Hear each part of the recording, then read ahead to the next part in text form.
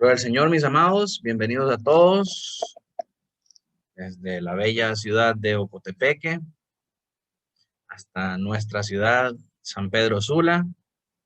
Sean muy bienvenidos todos. El día de hoy, mis hermanos, vamos a salirnos un poco de la línea que traíamos. Quisiera dedicar estos próximos miércoles a estudiar un poco más acerca del tema del libre albedrío, de manera que quede totalmente claro para todos nosotros la manera en cómo nosotros entendemos este tema tan importante para la vida cristiana y la manera en cómo lo explicamos también a todos los demás, de forma tal que no haya ningún ápice de duda y que todos estemos en la misma línea, en la misma hoja en cuanto a esta doctrina fundamental para la vida cristiana. Así que para comenzar el día de hoy, vamos a orar al Señor, pidiéndole que sea Él el que tome control de este tiempo de enseñanza. Acompáñenme entonces en oración a nuestro buen Dios. Amado Dios, Padre Celestial, te damos gracias, Señor, en esta noche por la oportunidad que nos da, Señor, de venir delante de ti, humillarnos una vez más, Señor, ante tu palabra, ante tu presencia, Señor, sabiendo, Padre, de que tú eres un Padre bueno, Señor, y que tú nos das todo aquello que necesitamos, Señor, para cumplir el propósito que tú tienes en la vida de cada uno de nosotros. Pedimos, Señor, que en este momento que hemos dispuesto para poder aprender, Señor, de esta bendita doctrina, que tú abras nuestra mente y nuestro corazón, que nuestros oídos sean abiertos, Señor, tal como tú dijiste a tus discípulos, el que tenga oídos para oír, que oiga. Te pedimos, Señor, en esta noche que nos des oídos para oír, de manera que efectivamente oigamos lo que tú tienes que decirnos para nosotros y entendamos, Señor, lo que nos dice tu palabra y por sobre todas las cosas, Señor, que podamos ponerlo por obra en nuestra propia vida para el testimonio, Señor, de tu obra en nosotros, para que los que no te conocen, Señor, puedan conocerte a través de nuestras obras piadosas, a través de nuestras obras justas, guiadas, Señor, y alimentadas únicamente por el Espíritu Santo trabajando en cada uno de nosotros. En el nombre de Cristo Jesús, ponemos a ti este tiempo. Sé tú glorificado, Señor, y que todos los que puedan escuchar, Señor, sean grandemente edificados para la gloria de tu nombre. En Cristo Jesús, amén y amén. Bien, hermanos, como les dije, vamos a salirnos un poco del esquema que traíamos en el capítulo 2 y vamos a adelantarnos hacia el capítulo 9, perdón, de la confesión y vamos a estudiar en los próximos miércoles acerca del libre albedrío. Capítulo 9 de la confesión nos habla a nosotros acerca del libre albedrío. Vamos a leerlo una vez más. Dice, párrafo 1, Dios ha dotado la voluntad del hombre de una manera, de una libertad natural y de poder para actuar por elección propia, que no es forzada ni determinada a hacer bien o mal por ninguna necesidad de la naturaleza. El hombre en su estado de inocencia tiene libertad y poder para querer y hacer lo que era bueno y agradable a Dios, pero era mudable y podía caer de dicho estado. El hombre, por su caída en un estado de pecado, ha perdido completamente toda capacidad para querer cualquier bien espiritual que acompaña a la salvación.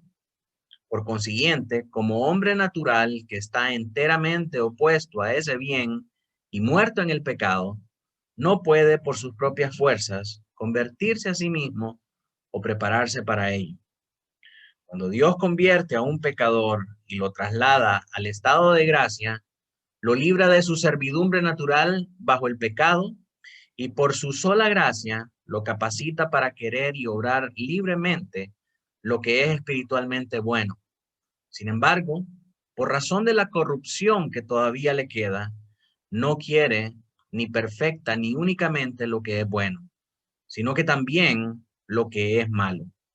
Esta voluntad del hombre es hecha perfecta e inmutablemente libre, solo para el bien, únicamente en el estado de gloria.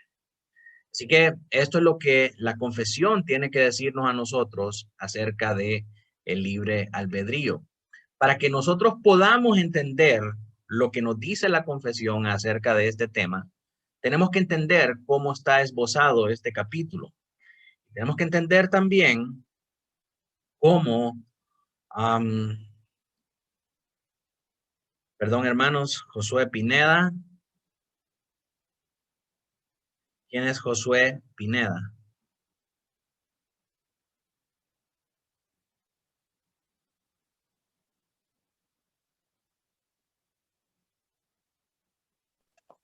Hermano, creo que es mi hijo, Adrián, que se metió con ese correo para escuchar.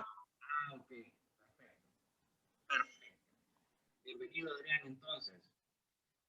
Les decía que para poder entender este capítulo 9 que nosotros acabamos de leer, tenemos que saber la manera en cómo este capítulo está esbozado y qué es lo que nos está tratando de decir. Así que acompáñenme a que miremos cuál es cómo es el bosquejo que tiene este capítulo.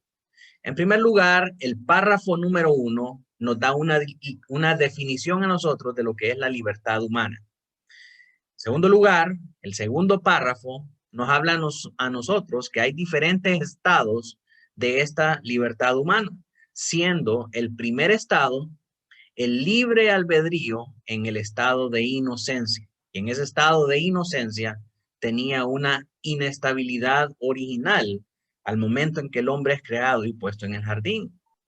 El tercer párrafo nos habla a nosotros del libre albedrío ya ahora en un estado caído, después de la caída, en un estado de pecado. Y la característica del libre albedrío después de la caída del hombre es que tiene una incapacidad intrínseca o propia de esa caída, de ese pecado que ahora mora en él. El cuarto párrafo nos habla a nosotros del libre albedrío en el estado de gracia. Es decir, cuando ya Cristo viene a nosotros, cuando ya el Espíritu Santo nos capacita para en el nuevo nacimiento, hace la obra regenerativa en nuestro corazón, entonces ese libre albedrío experimenta una capacidad renovada. Finalmente, el quinto párrafo nos habla a nosotros del libre albedrío en el estado de gloria.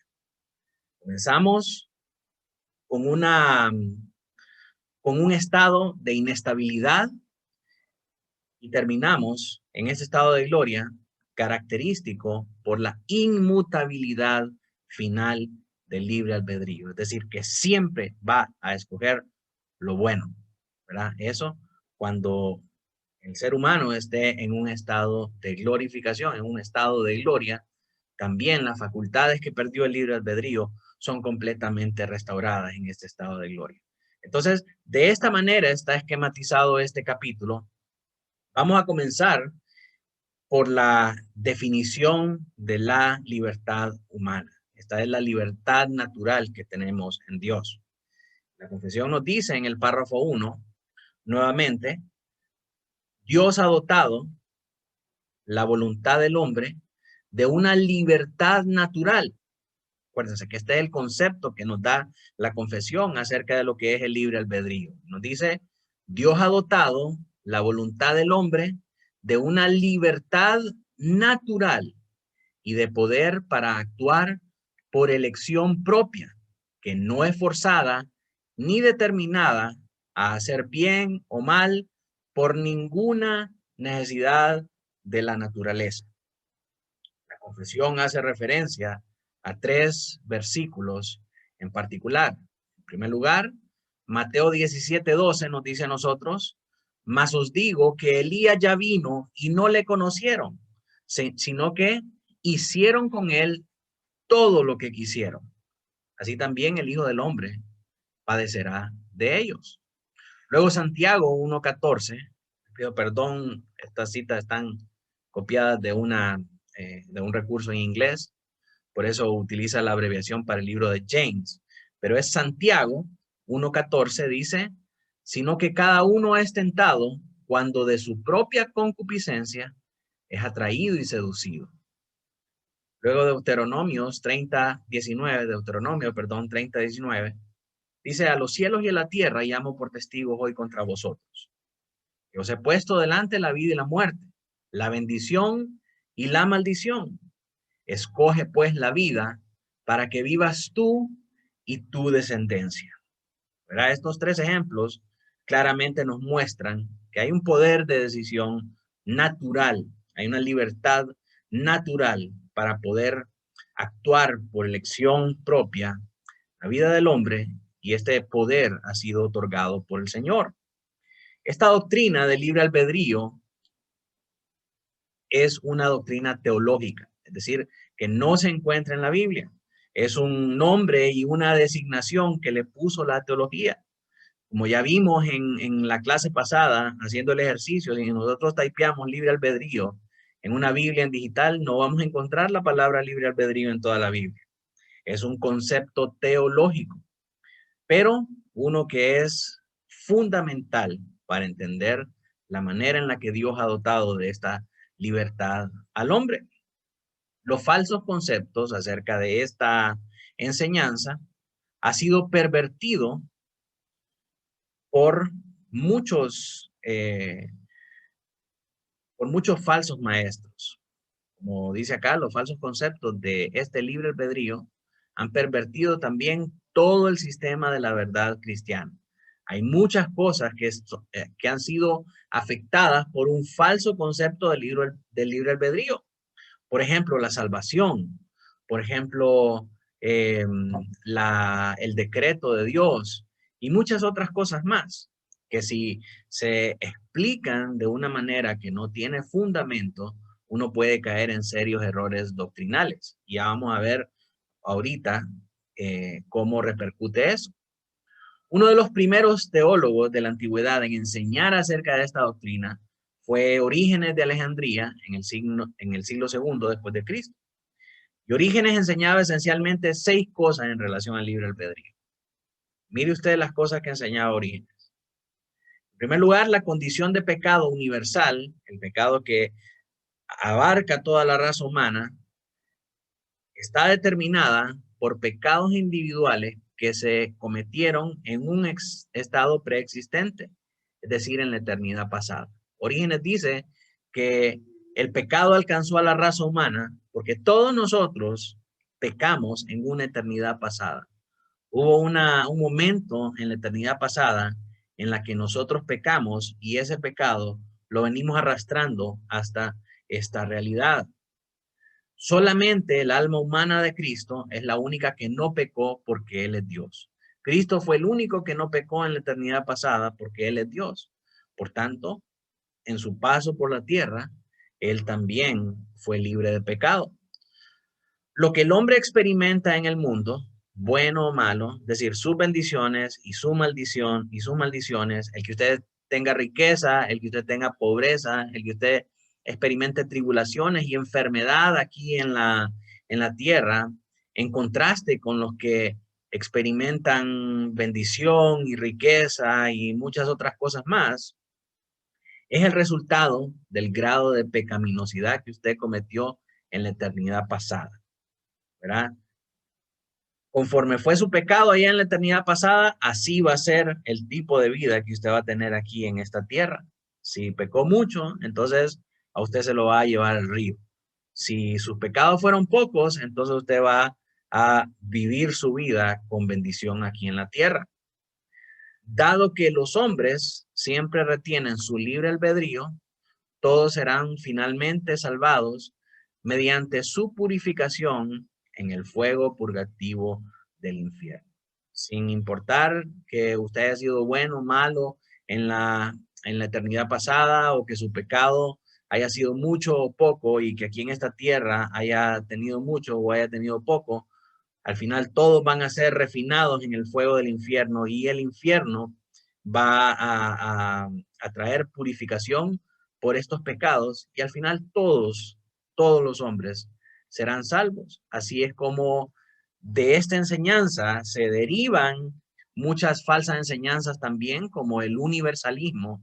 Es decir, que la salvación es universal para todos los hombres. Todos los hombres pueden tener la salvación al final, desde el hombre más malo que le dio la espalda a Dios hasta el más bueno que vive de rodillas en la iglesia. Todos pueden tener salvación, sin importar qué hagan, qué hicieron, qué dejen de hacer o cuál es el estado de su alma. Todos pueden tener la salvación. Ese es el universalismo, que habla de la salvación universal, que todos van a ser salvos porque Dios no quiere que ninguno se pierda. Y de aquí se deriva también la doctrina del purgatorio, un lugar intermedio que ha sido destinado para que los hombres puedan pagar por todos sus males aquí en la tierra y finalmente puedan ser acreedores a la vida eterna. Estos, tanto el universalismo como el purgatorio, están fundamentados en la doctrina del libre albedrío. El libre albedrío derivó estas dos enseñanzas. Otra cosa que enseña Orígenes es que los hombres retienen el libre albedrío. Puesto que los hombres retienen el libre albedrío, no es seguro que su salvación sea permanente. Lo que ya conocemos muchas veces, que se predica hasta en la actualidad, que uno puede perder su salvación. ¿Por qué? Porque el poder de escoger la vida o la muerte está en nosotros. Nosotros escogemos hacer el bien y nosotros escogemos hacer el mal. Entonces, si nosotros escogemos, la salvación no está segura. Finalmente, otra de las enseñanzas erróneas de Orígenes acerca del libre albedrío es que la obra de Cristo solamente es referencia o el ejemplo perfecto de cómo los hombres deben ejercitar su libre albedrío. Para Orígenes, Jesús fue el ejemplo máximo o la referencia de cómo vivir una vida en santidad, cómo vivir una vida plena, haciendo un ejercicio correcto del libre albedrío, ¿verdad? Entonces, la vida de Cristo solo sirve de ejemplo para nosotros de que en el ejercicio de nuestro libre albedrío nosotros podemos hacer el bien o hacer el mal. Podemos salvarnos o condenarnos. ¿Por qué? Porque Cristo pudo hacerlo. Si Cristo pudo hacerlo, nosotros también. Cristo vino a ser un ejemplo para nosotros. Esta es la manera en cómo Orígenes enseña acerca del libre albedrío. Y toda esta enseñanza ha venido consecuentemente a pervertir muchas otras enseñanzas, mucha de la cosmovisión cristiana acerca de la soberanía de Dios, la libertad del hombre y la salvación y muchas otras cosas más. J.N. de Kelly, un autor de un libro de las doctrinas en el tiempo antiguo, dice que el concepto de libre albedrío que tiene Orígenes es clave para entender todo su sistema de interpretación. Y en efecto así es, porque Orígenes tiene un concepto bien abierto acerca del libre albedrío, es que él puede llegar a todas estas deducciones, pues solo un concepto distorsionado al respecto podría justificar la creencia de que pecamos en una eternidad pasada. El ejemplo de Orígenes nos advierte que no traigamos a la Biblia nuestras suposiciones naturales acerca del libre albedrío, así como también nos muestra la importancia de este capítulo en la confesión. La confesión afirma y define el libre albedrío. Por lo tanto, nosotros afirmamos que existe el libre albedrío. Usted me pregunta ahora, pastor, ¿existe el libre albedrío? Sí, pero no lo encuentro en la Biblia porque es un concepto teológico. O sea, no aparece como tal de la misma manera que no aparece la palabra Trinidad. Si usted va a buscar Trinidad en la Biblia, no lo va a encontrar. Es un concepto teológico que explica una verdad que encontramos plasmada en la Escritura, que Dios existe eternamente como Padre, Hijo y Espíritu Santo, tres personas, una sola esencia, igual en poder, igual en gloria. Entonces, ese concepto de la Trinidad también es teológico, pero tiene un respaldo, tiene un asidero bíblico. De la misma manera, el libre albedrío no aparece como tal en la Biblia, pero está intrínseco en todas las instancias de la Escritura en las que nos muestra que Dios le ha dado un poder natural al hombre para decidir. ¿Existe el libre albedrío? Sí, existe. Nosotros afirmamos que existe como tal. Sin embargo, lo definimos en base a lo que nos dice la Escritura que es el libre albedrío, no a nuestra suposición natural acerca de él. Porque si lo hiciéramos así, entonces estamos cometiendo los mismos errores de Orígenes. Y eso es lo que queremos evitar. Por esa razón nos estamos dando a la tarea de estudiarlo tal como nos lo muestra la Escritura. Así que la confesión nos dice que el hombre tiene una libertad natural. Eso quiere decir que desde que nace con esa libertad. Esta libertad natural es la capacidad para actuar según él escoja.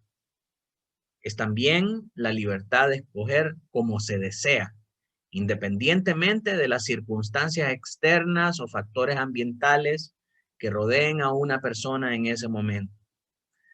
Eso nos muestran los versos de apoyo que leímos al principio, que el hombre escoge según su naturaleza, según la libertad que tiene para escoger tal como desea, y no hay situaciones externas que motiven o influencien esa decisión. No es como que un poder sobrenatural lo tomó y lo llevó a hacer tal cosa, como que si fuera un robot. No es como que un poder sobrenatural eh, se apoderó de él y lo condujo a tal lugar y no se dio cuenta que pasó, y cuando menos acordó, había hecho un montón de cosas atrás. Entonces, no es eso. La voluntad humana no es forzada ni determinada a hacer el bien o mal por ninguna necesidad de la naturaleza. Por ejemplo, usted pasa a comprar un helado de fresa porque se quiere tomar un helado de fresa. Usted no pasó a comprar un helado de fresa porque algo en el ambiente lo obligó a hacerlo. Pues con esa acción venía a balancear el ecosistema, al ordeñar la vaca que produce la leche para el helado y darle trabajo al lechero, o cortar las fresas para darle el sabor del helado y así darle el trabajo al campesino que cosechó las fresas, y así sucesivamente. Su acción no fue determinada por todas las cosas que implicaban eso. No es que usted fue influenciado por la naturaleza a comprar un helado porque esa acción iba a traer balance a todo el ecosistema. No, usted compró el helado porque quería un helado. Esa acción estaba determinada por su libertad y por su decisión. Así que cuando el calvinismo bíblico rechaza el libre albedrío, lo que está rechazando es el mal concepto que se le ha dado, porque está rechazando cualquier forma de conductismo o determinismo físico o químico en la voluntad humana. Cuando el calvinismo bíblico rechaza la noción o la idea del libre albedrío, está rechazando esta idea de que fuerzas físicas o químicas alrededor de nosotros nos hacen actuar sin nuestro consentimiento y sin nuestra capacidad mental. El hombre actúa según su voluntad. La voluntad humana no está sujeta a ninguna necesidad física. Y por física no me refiero a fisiológica. Sabemos que si ya nos hacemos del 1 o del 2, tenemos que correr a buscar rápidamente un baño. O cuando ya nos da hambre, entonces tenemos que ir y buscar comida. O sea, de alguna manera las necesidades fisiológicas sí mueven nuestra conducta, nuestro comportamiento, pero cuando decimos física nos referimos a las cosas en este plano de existencia, en este mundo, las cosas que existen, las cosas reales, no determinan en ninguna manera nuestra voluntad. Los hombres son libres. Sus elecciones no están determinadas por factores externos a sus identidades libres y personales y a sus naturalezas morales. Sin esta realidad, o sea, si esto no fuera cierto, si esto no fuera así, no podría llevarse a cabo la responsabilidad humana que la Biblia enseña claramente que Dios le ha dado al hombre. Miremos algunos versículos acerca de eso. Proverbios 1:24 dice, por cuanto llamé y no quisiste oír, extendí mi mano y no hubo quien atendiese. Claramente el hombre, escogiendo en su voluntad, en su libertad, negarse a escuchar esta voz. Proverbios 1:33, mas el que me oyere habitará confiadamente y vivirá tranquilo sin temor del mal. ¿Ah? El que me oyere habitará confiadamente. Quiere decir que hay uno que va a escuchar y hay uno que no va a escuchar y hay otro que sí va a escuchar. Luego Juan 3, del 18 al 19, dice, el que en él cree no es condenado, pero el que no cree ya ha sido condenado, porque no ha creído en el nombre del unigénito Hijo de Dios. Y esta es la condenación, que la luz vino al mundo y los hombres amaron más las tinieblas que la luz, porque sus obras eran malas. En la serie que estamos estudiando en la iglesia, los domingos, estamos hablando acerca de la salvación. Y cuando estudiamos la salvación, nos dimos cuenta de que hay una obra activa que hace Cristo que no depende en nada de nuestras obras. Es una obra enteramente de Cristo y que Cristo nos ofrece esa salvación de manera gratuita. Nosotros no tenemos que hacer nada para salvarnos a nosotros mismos, porque solamente Cristo puede salvarnos. Pero en el asunto de proceder hacia esta salvación, dimos que la salvación es como una puerta que Dios abre, ¿verdad? Nosotros no podemos hacer nada para abrir esa puerta, porque la puerta solamente puede ser abierta por Cristo Jesús. Sin embargo, para entrar por esa puerta, sí se requiere de dos acciones.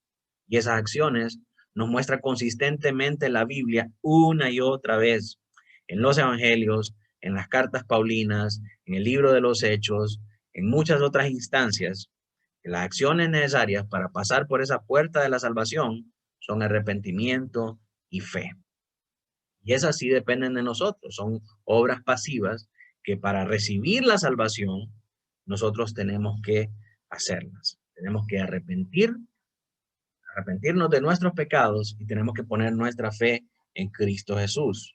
Ahora estamos estudiando qué significa eso de arrepentirse y qué significa tener fe en Cristo Jesús. Obviamente hay mucho que estudiar acerca de eso, pero son cosas que nosotros tenemos que hacer.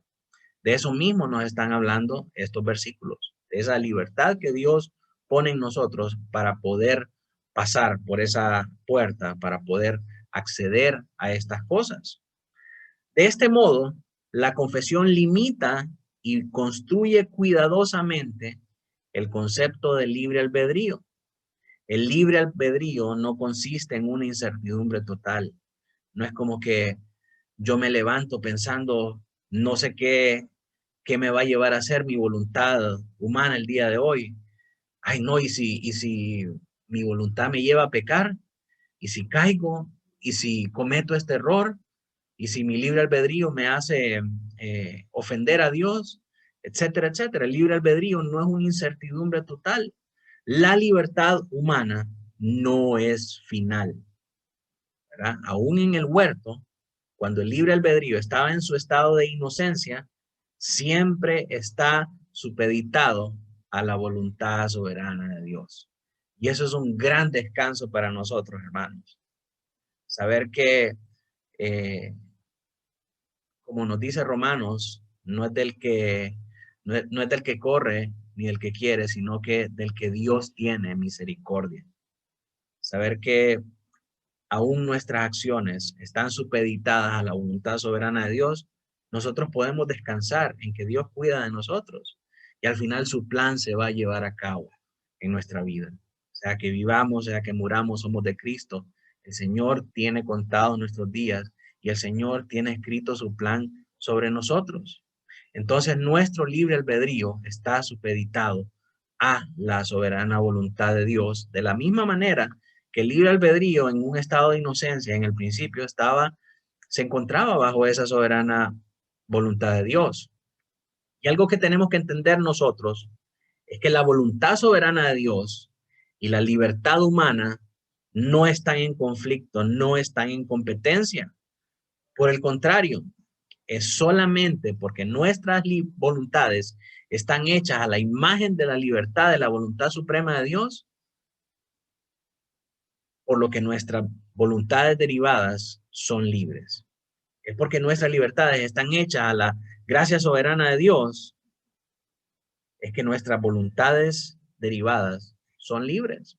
La verdadera libertad de conciencia, la verdadera libertad de voluntad se expresa y se experimenta cuando nosotros estamos sujetos, cuando nosotros estamos amarrados, anclados a la voluntad de Dios.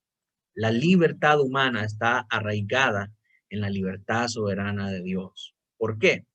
Porque el hombre piensa que si uno está separado de Dios, uno es libre. No, yo no estoy atado por ninguna religión, yo no estoy atado por ningún credo, yo no estoy atado por ninguna confesión, yo no pertenezco a una religión, yo no sigo ningún libro, yo no sigo ninguna deidad, yo no sigo nada, yo soy libre, yo hago lo que quiera. Ah, excelente, muy bien, hermano. Pero, ¿a qué te lleva esa libertad? Yo ando por el mundo viajando, me ando divirtiendo, ando gozando, puedo tomar, puedo fumar, puedo tener muchas mujeres, puedo hacer todo lo que yo quiera. Hermano, perdona que te diga, pero todas esas cosas son pecados. Y esos pecados no tienen la potestad para darte alegría. Más temprano que tarde te vas a dar cuenta que esa libertad que tú dices de Dios es esclavitud con el pecado. Ser libre de Dios es ser esclavo del pecado, ser esclavo de Satanás. Aunque digas que eres libre y que no haces nada, tú eres esclavo de tus vicios, tú eres esclavo de tus pecados, tú eres esclavo de la perversión que hay en tu corazón. Y eso no es verdadera libertad. Te vas a dar cuenta que muchos hombres que han expresado libertad de Dios, al final son miserables y terminan destruyendo su vida, terminan matándose, terminan suicidándose, porque no son verdaderamente libres, son esclavos de sus propias concupiscencias. Entonces, la verdadera libertad, hermanos, es estar arraigado a Dios, a la voluntad soberana de Dios, porque solamente en Dios podemos ser libres de los pecados, podemos ser libres de nuestros pecados, de nuestros vicios, de nuestra perversión. Contemplar a Dios, hacer su voluntad, hacer su plan, nos da verdadera libertad del mundo, libertad del pecado, libertad de las perversidades de nuestro corazón. Y no hay libertad más hermosa que esa. Nuestras voluntades están controladas por nuestra disposición ética y nuestra naturaleza moral. Es decir, nosotros aprendemos en nuestro ambiente lo que es bueno y lo que es justo. Esto determina nuestro sentido de ética y nuestro sentido de moral. Por ejemplo, para algunas personas, la definición del bien y el mal está determinada por el ambiente geográfico, social, cultural, económico en el que viven. Durante los saqueos en el 2018, yo escuché muchas personas decir que estaba justificado, que era correcto saquear a los negocios para lograr una equidad social. Asimismo, muchas personas se sienten en el derecho de robar porque no tuvieron las mismas oportunidades que los demás. ¿Por qué? Porque el ambiente en el que ellos se desarrollaron formó en ellos el carácter de ética y el carácter de moral, pensando de que ellos tienen el derecho de tomar a la fuerza lo que no es de ellos, solo por el hecho de que no tuvieron las mismas oportunidades que los demás. Y eso, a la luz de la escritura, es un pensamiento que es incorrecto. En ese contexto, el libre albedrío no es la capacidad para querer lo contrario. Como si los hombres pudieran hacer el bien o el mal de una manera imprevisible. Es decir, que un día se levantó y decidió no pensar más de esta manera y escoger totalmente lo opuesto. Hermanos, ningún hombre que se haya criado en este contexto en el que le han enseñado que robar es justificado porque no tuvo las mismas oportunidades, ningún hombre se levanta un día diciendo, no, ya no voy a creer esto, porque esto no está bien. Tiene que haber algo que cambie su forma de pensar. Tiene que haber un factor que influya para que él pueda cambiar esa naturaleza. Ya sabemos nosotros cuál es ese factor. De manera que ningún hombre es capaz de hacer lo bueno. Si usted le pone a un hombre impío, inconverso, producido por un entorno pecaminoso y por un entorno alejado de Dios, usted le pone a escoger entre el bien y el mal, nunca va a escoger el bien, nunca. No va a cambiar la manera en cómo piensa y cómo se siente acerca de esas cosas. La Biblia nos da evidencia de eso. Dice Mateo 7:17. Así, todo buen árbol da buenos frutos, pero el árbol malo da frutos malos. El hombre que es malo. No se levanta un día diciendo, hoy quiero ser bueno. Mateo 12:33-35 dice también, o haced el árbol bueno y su fruto bueno, o haced el árbol malo y su fruto malo, porque el fruto se conoce, porque por el fruto se conoce el árbol. Generación de víboras, ¿cómo podéis hablar lo bueno siendo malos? Porque de la abundancia del corazón habla la boca. El hombre bueno, del buen tesoro del corazón saca buenas cosas. Y el hombre malo, del mal tesoro, saca malas cosas. Así que vemos nosotros que hay hombres malos y hay hombres buenos. Los hombres buenos son los que han sido regenerados por la obra del Espíritu en su corazón, no porque sean intrínsecamente buenos o porque hayan nacido buenos o porque tienen una mejor educación, sino que porque Cristo en ellos hace que ellos sean buenos, no porque ellos tengan algo bueno en sí mismos. Pero existe esta diferencia. Y el hombre malo no puede escoger ser bueno, a menos que el Espíritu Santo intervenga y haga esa obra en su corazón. Luego el párrafo 3 nos dice que el libre albedrío de los inconversos los incapacita para hacer cualquier bien espiritual. Esto es, a causa de la caída y cuando el pecado vino a gobernar y a morar en el corazón del hombre, el libre albedrío del hombre es incapaz de escoger las cosas buenas. Siempre va a escoger lo malo.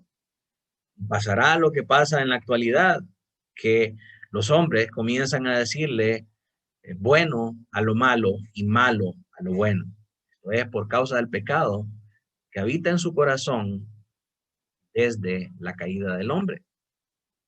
En contraste, el párrafo 5 afirma que los libres albedríos de los hombres, ya cuando sean glorificados, ya cuando venga Cristo en gloria y resucite a aquellos que son de Él y aquellos que hayan quedado todavía sean transformados y obtengan un cuerpo glorificado, ahí en ese entonces su libre albedrío va a ser un libre albedrío inmutable, un libre albedrío que va a estar determinado para hacer el bien, producto de este estado de gloria en el que habita, en el que es de la misma esencia con Dios. Efesios 4:13 nos habla acerca de esta realidad. Hasta que todos lleguemos a la unidad de la fe y del conocimiento del Hijo de Dios, un varón perfecto, a la medida de la estatura de la plenitud de Cristo. Esto, mis hermanos, no va a ser aquí en esta tierra. Nadie llega a esa estatura de la plenitud de Cristo porque el pecado mora en nosotros. El pecado está en nuestra carne, dice Pablo en Romanos.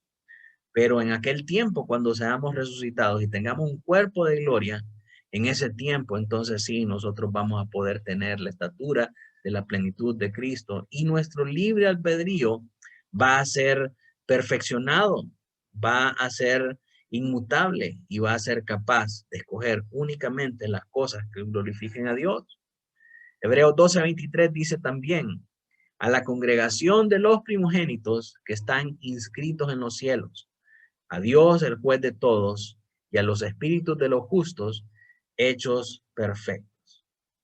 Recuerden en contexto, él dice, os habéis acercado a la congregación de los primogénitos que están inscritos en los cielos, a Dios, el juez de todos, y a los espíritus de los justos, hechos perfectos. En aquel tiempo, cuando la nueva Jerusalén viene a la tierra, nosotros somos transformados, nosotros somos estos justos que son hechos perfectos. Éramos justos porque fuimos justificados por la sangre de Cristo y ahora somos perfectos por la resurrección que nos da un cuerpo de gloria. El libre albedrío, por lo tanto, no es una facultad cambiante para tomar decisiones al azar.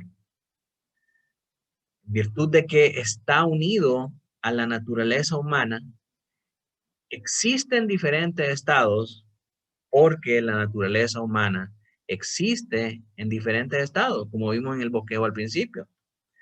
Al principio vemos la libertad natural del hombre de escoger, que es el libre albedrío, pero esa libertad se encuentra en una inestabilidad original en el huerto, luego pasa a ser una incapacidad por la caída.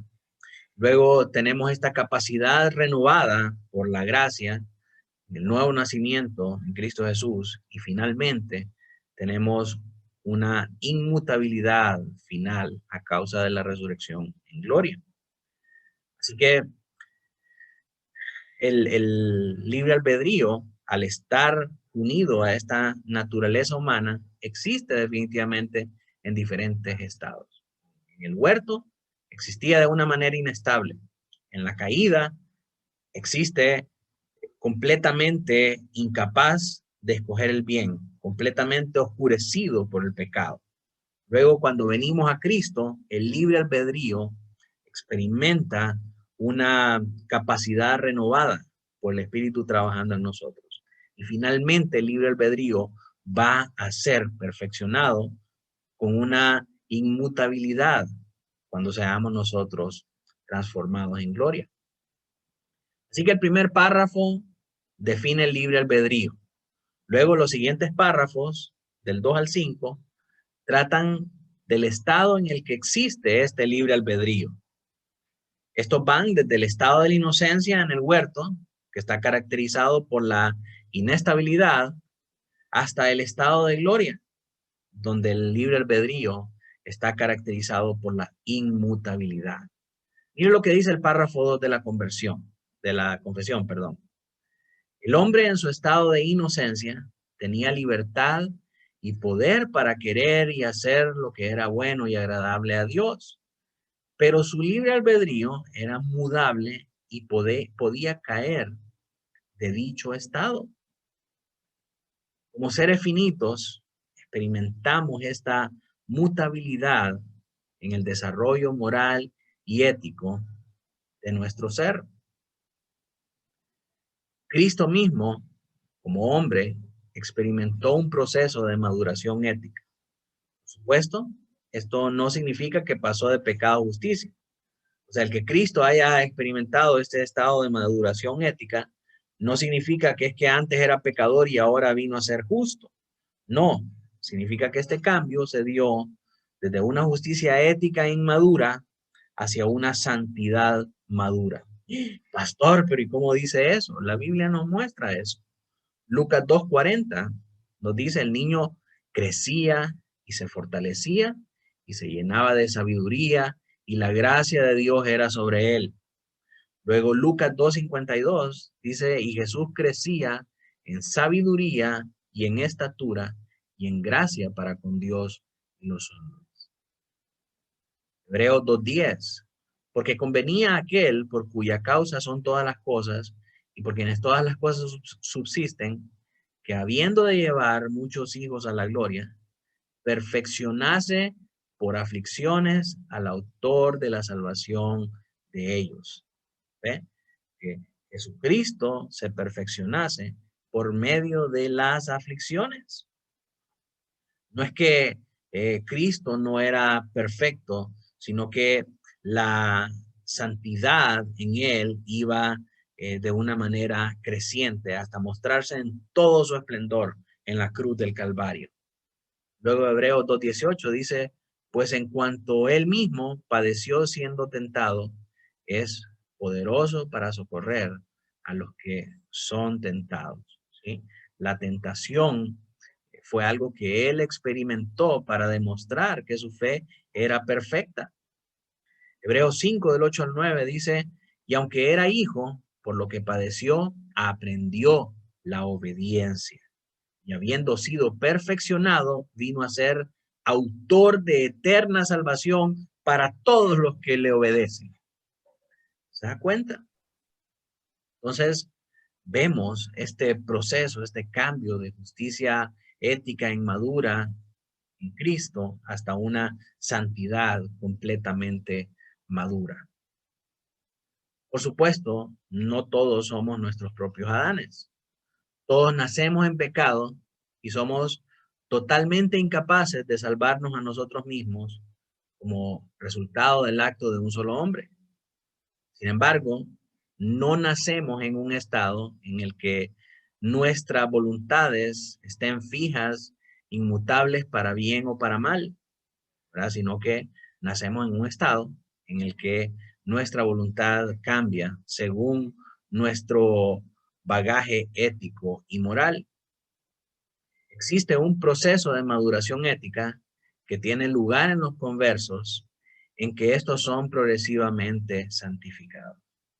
Cuando el Espíritu Santo trabaja en nuestro corazón, va mudando nuestra ética, va madurando nuestra ética y vamos poco a poco creciendo también en santidad, de manera que este conocimiento de Dios, este conocimiento de Cristo, esta experiencia de santidad cambia también las decisiones que nosotros eh, tenemos.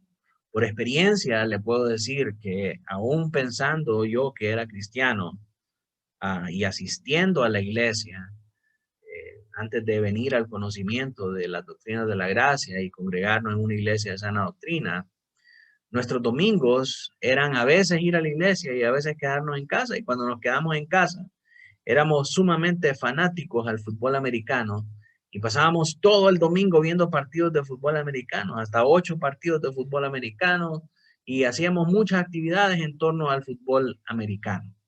El fútbol americano era un ídolo para nosotros. Conforme fuimos conociendo más del Señor, el Señor fue obrando en nuestro corazón.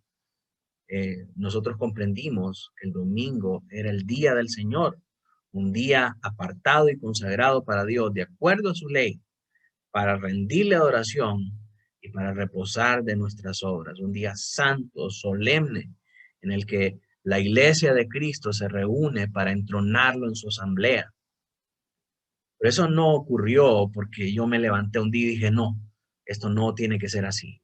Ocurrió por el Espíritu Santo trabajando en nuestro corazón. Y esto es lo que estamos hablando acá, que existe un proceso de maduración ética que tiene lugar en aquellos que han sido convertidos, por el cual son progresivamente santificados. Estos procesos se completan siempre en la muerte. Por el contrario, ¿verdad? El proceso en aquellos que no han sido convertidos es que cada vez endurecen más su corazón en cuanto a las cosas de Dios. A diferencia de los convertidos, los inconversos se van alejando cada vez más y van endureciendo cada vez más su corazón. Este proceso se completa finalmente en la muerte. Ya después de muertos, ya no podemos seguir creciendo en santidad. Ya no podemos seguirnos enfriando más de lo que ya estamos enfriados. Por esa razón está escrito en Eclesiastés 11:3, en el lugar que el árbol cayere, ahí quedará. Y entonces cuando nosotros ya hayamos muerto, seremos juzgados según lo que hayamos hecho mientras estuvimos en el cuerpo. Eso nos dice 2 Corintios 5:10. Esta verdad, mis amados, tiene el propósito de hacernos reflexionar seriamente si estamos convirtiéndonos en lo que vamos a hacer eternamente. Hermanos, el tiempo para arrepentirse, el tiempo para eh, poner su fe en Cristo Jesús, es ahorita en vida. Ahorita podemos hacer algo. Ahorita somos llamados a hacerlo. No cuando estemos muertos. Cuando estemos muertos, ese proceso ya habrá sido completado. No hay nada más que podamos hacer una vez muertos.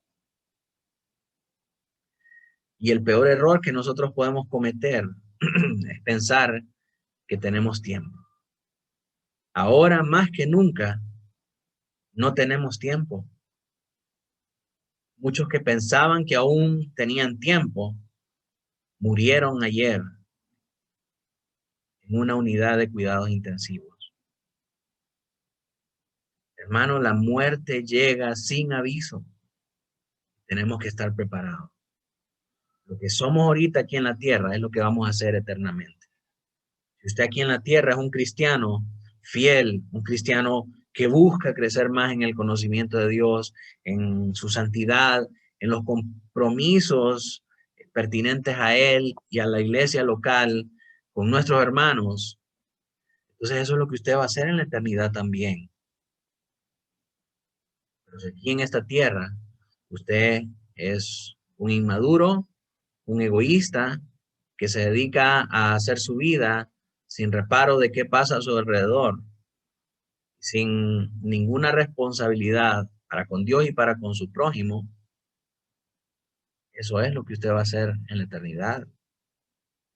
Pero a diferencia de acá, que aquí hay un lugar para esos que son libres de Dios, pero esclavos del pecado, en el infierno también va a haber un lugar, pero ese lugar va a estar separado de Dios.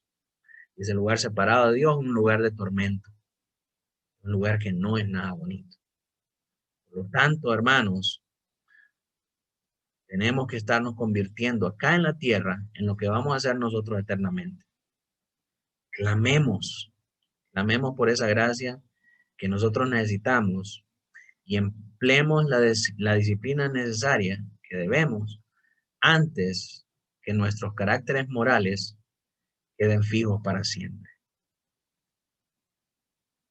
Ahora es el tiempo de cambiar. Ahora es el tiempo de alimentar nuestro carácter ético y moral de las leyes de Dios. Para que nuestro libre albedrío pueda tener esa capacidad renovada y que pueda escoger el bien, que pueda escoger la vida. Entonces, hermanos, nosotros vamos a poder vivir para Dios. Entonces, cuando venga la muerte a tocar a nuestra puerta, nosotros estamos listos para irnos. En la siguiente clase vamos a estudiar la doctrina de la incapacidad total de los pecadores, contenida en el párrafo 3. Cuando nos habla acerca de que el libre albedrío se vio afectado por el pecado y ahora todos los hombres tienen la incapacidad total de poder eh, responder a los efectos positivos de la gracia. Así que bien, faltan 5 minutos para las 8. Quiero saber si hay preguntas al respecto.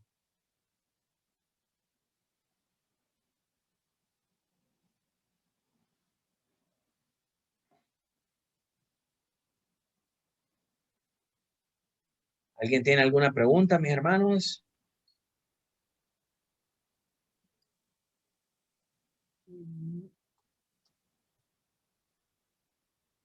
¿Todo cheque? La semana pasada tenía un montón de preguntas acerca del libre albedrío.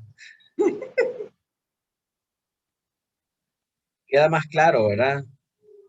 Ya cuando lo vemos de esta manera. Dios nos dio una Pastor, libertad. solo para... y saludos a todos, ¿verdad? Saludos a todos los hermanos. Qué gusto que sigamos aquí perseverando. Solo como como aportación, ¿verdad? La frase que a mí me, me sirve mucho y siempre la recuerdo de Calvino es que él decía, todo lo bueno todo lo malo que veas en mí, soy yo mismo. Todo lo bueno que veas en mí es Cristo. Es una Amén, gran realidad bíblica. amén, amén. Esto es importante, hermanos, y lo estudiamos nosotros, para que todos sepamos cómo creemos y cómo nosotros respondemos a este tipo de doctrinas, ¿verdad? Porque si nos preguntan en la calle y la Iglesia Bautista Reformada cree en el libre albedrío, entonces nosotros podemos decir con propiedad que sí creemos en el libre albedrío. A pesar de que es una palabra que no aparece en la Biblia, creemos que hay un libre albedrío, pero lo definimos a la luz de lo que la Escritura nos dice que es el libre albedrío, ¿verdad? Es la facultad natural que nos da Dios para escoger sin injerencia de las cosas que nos rodean, ¿verdad? Dios nos da esa facultad para escoger, no influenciados por ninguna fuerza externa. Sin embargo, ese libre albedrío siempre ha estado y siempre va a estar supeditado a la voluntad soberana de Dios. Dios es el que controla nuestro destino. Dios es el que ha decretado todas las cosas que van a pasar desde principio a fin. Entonces, en virtud de eso, nuestro libre albedrío ha experimentado varios cambios. En el huerto experimentó una, eh, como dijimos, una variabilidad o una, eh, déjenme buscar el material que se me escapa esa palabra.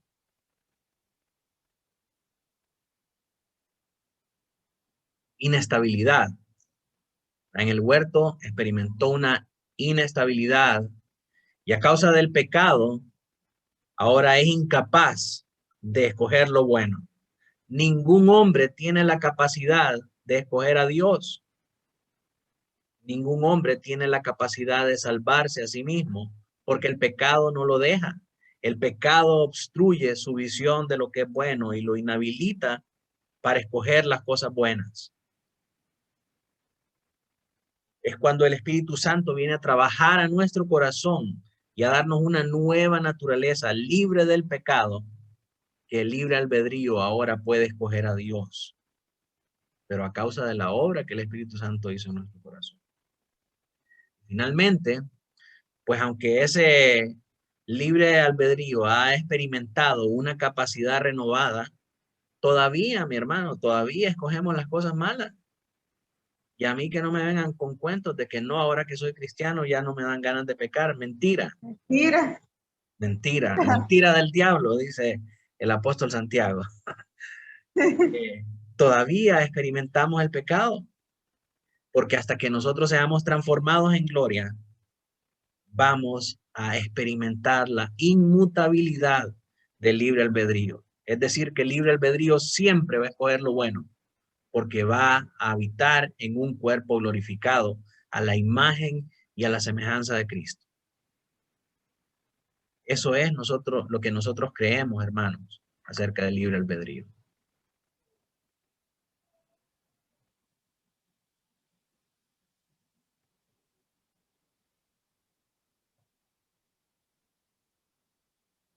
Entonces, no sé si habrá alguna otra pregunta o aportación. Hermano, ese libre albedrío entonces nos ayuda a soportar las tentaciones o a caer en ellas también, aunque estamos ahorita tratando de vivir una vida en obediencia al Señor. Sí, cuando alguien es inconverso, hermana, el libre albedrío lo lleva únicamente a escoger el pecado, a escoger la maldad. ¿Verdad? Y si lo pone a escoger entre el bien y el mal, siempre va a escoger el mal. Si no, vaya usted al Agas para la feria juniana y pregúntele a todos los que están ahí ¿Cuántos quieren ir a la iglesia? ¿Cuántos quieren leer la Biblia conmigo? Andate de acá, lo que queremos es seguir chupando. El hombre inconverso, el hombre en su pecado, no tiene la capacidad de hacer el bien ni de escoger lo bueno. Cuando el Espíritu Santo hace la obra de regeneración en nuestros corazones, entonces ahora sí, el hombre tiene la capacidad de escoger lo bueno. No porque el hombre sea bueno, sino que porque el Espíritu Santo que mora en él le da testimonio, lo guía de lo que es bueno, de lo que es aceptable delante del Señor.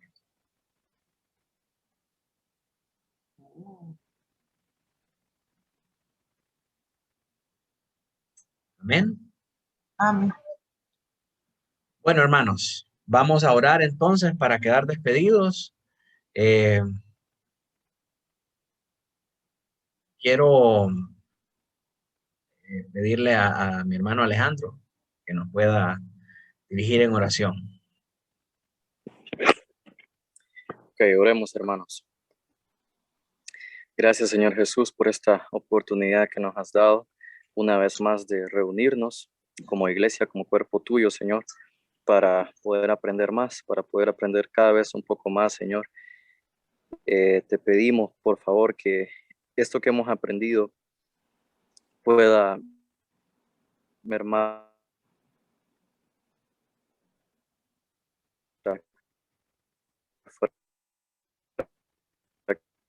los de arrepentimiento y poner en práctica, podamos poner en práctica lo que aprendemos de ti. Ayúdanos, Padre, a ser hacedores y no solamente oidores.